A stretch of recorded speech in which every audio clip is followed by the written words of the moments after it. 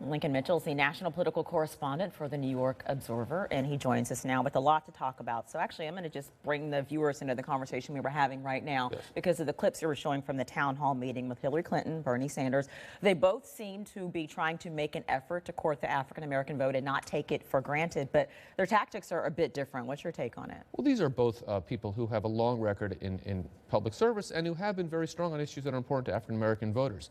The difference is that Hillary Clinton is much more familiar to African-American voters because she's made an effort to speak to them, to build relationships with them. Because of Bill Clinton. And because of who her husband was. Right.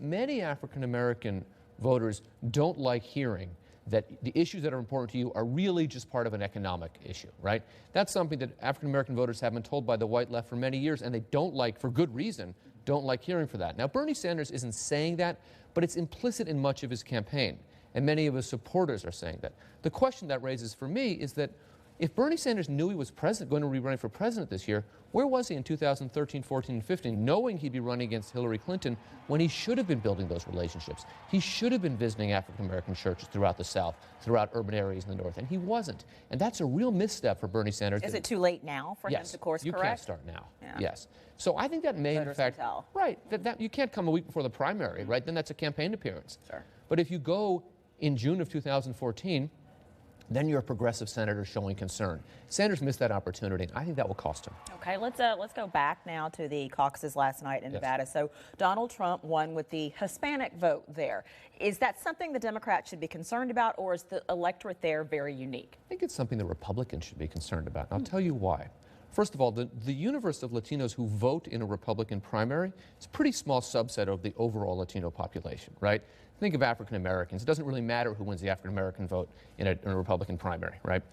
But, so interestingly, he won that vote with the number 2 and 3 candidates in that race being Cuban Americans, right? See your point. And what that tells me, and which we kind of know already, is that why we in America, particularly non-Latino America, have this construct, Latinos, people who come from countries where they speak Spanish. In the real world, it's a big difference between Mexican American in Nevada and Cuban American in either Florida, or Texas, or anywhere else. Sure. And what we saw yesterday is that for Mexican Americans, the fact that somebody comes from Cuba and has a very different political angle and political life story simply does not resonate for them. And what that means for Republican strategists is people, if you thought that Marco Rubio was going to be a silver bullet to put states like Arizona or New Mexico, who have a large Mexican American population, in play in the general election, it's not going to happen. So it's bad news for Ted Cruz, it's bad news for Marco Rubio, not such bad news for Hillary Clinton or Bernie Sanders. Let's talk about Cruz and Rubio. How do they need to course correct going forward? They seem to be treating second and third place as victories. They are not victories. Well, it's particularly not a victory if the guy who finishes first has almost twice as much as the number 2 candidate. Right. The number 2 candidate narrowly noses out the number 3 candidate. There is this discussion among the Republican leadership that, who's the best, what's the best way to stop Donald Trump? Increasingly, you get the feeling that they'll still be having that conversation in September when Trump is the nominee. I think it's not easy for one of these candidates to course correct, and it's not as simple as getting one of them out of the race. We can't assume, a lot of pundits and strategists can say, well, there's the kind of anti-establishment, angry Trump voter, and then there's everyone else. And if we unify everyone else, then they'll beat the angry Trump candidate. But in fact, those Cruz voters could go either way if Cruz drops out. Those Rubio voters could go either way if they drop out. Well, what this does tell us is that orthodox Republican conservative politics are not flying in 2016, and if you stay on that road, you're going to have a hard time winning this nomination. That's relevant for both Cruz and Rubio. Okay, so endorsements are slowly starting to trickle in. It's debatable how much they actually matter. A couple of endorsements from members of Congress, Collins and Duncan Hunter for Donald Trump. Thank you very much. How significant are endorsements? Endorsements of members of the House of Representatives are rarely very significant outside of their own district. Now, if you're Nancy Pelosi or someone like that who's a national figure, but for the most part, these are not significant endorsements. What they are beginning to tell you is that Trump is not as anathema to the Republican establishment. They're beginning to come to terms with the reality that he may, in fact, be the nominee. And could that be damaging for the party?